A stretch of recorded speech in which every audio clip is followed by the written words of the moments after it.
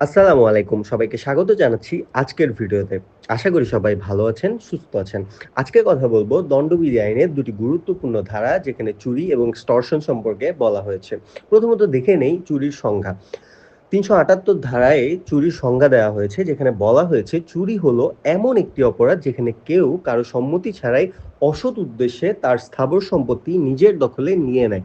অন্যদিকে extortion বা জোরপূর্বক আদায় বলতে ৩৮৩ ধারায় বোঝানো হয়েছে কাউকে ভয় দেখিয়ে বা ক্ষতির আশঙ্কা দেখিয়ে তাকে কোনো সম্পত্তি বা মূল্যবান দলিল দিতে যদি বাধ্য করা হয় সেটিকে জোরপূর্বক আদায় বা extortion বলা হবে। এখন দেখে নেওয়া যাক এই দুটি জিনিসের মধ্যে অর্থাৎ চুরি এবং extortion-এর মধ্যে মূল পার্থক্যগুলো কি? প্রথমত চুরির মধ্যে সবসময় মালিকের সম্মতি অনুপস্থিত থাকে। অন্যদিকে জোরপূর্বক আদায়ে সম্মতি থাকলেও তা ভয় বা হুমকির মাধ্যমে আদায় করা হয়। ২ নম্বর যে ডিফারেন্স সেটি হচ্ছে পদ্ধতি।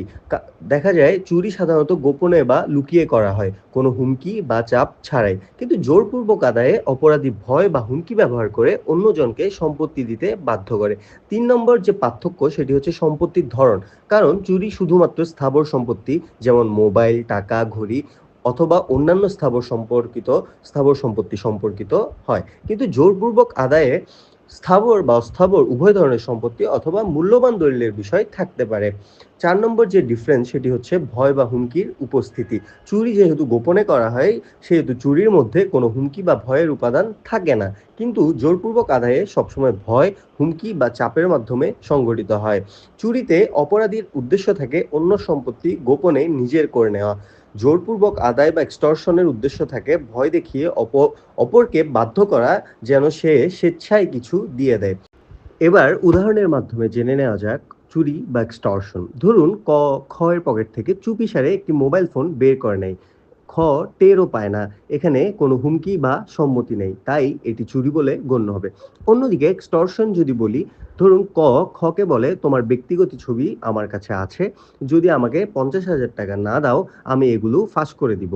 খ সেই ভয়ে টাকা দিয়ে দেয়। এটিকে জোরপূর্বক আদায় হিসেবে আখ্যায়িত করা হবে। সুতরাং বলা যায় চুরি ও জোরপূর্বক আদায় দুটিই ফৌজদারি অপরাধ, কিন্তু এই দুইয়ের মধ্যে সূক্ষ্ম ও গুরুত্বপূর্ণ পার্থক্য রয়েছে।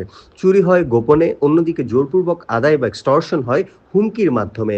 তাই কেউ যদি ভয় দেখিয়ে বা ব্ল্যাকমেল করে আপনার কাছ থেকে কিছু আদায় করে নেয় সেটিকে শুধু চুরি বলে এড়িয়ে যাবেন না। এটি আইনে জোরপূর্বক আদায়, যার জন্য রয়েছে কঠোর শাস্তির বিধান। সচেতন থাকুন, অন্যায়কারীর বিরুদ্ধে আইনি পদক্ষেপ নিতে ভয় পাবেন না। ধন্যবাদ সবাইকে।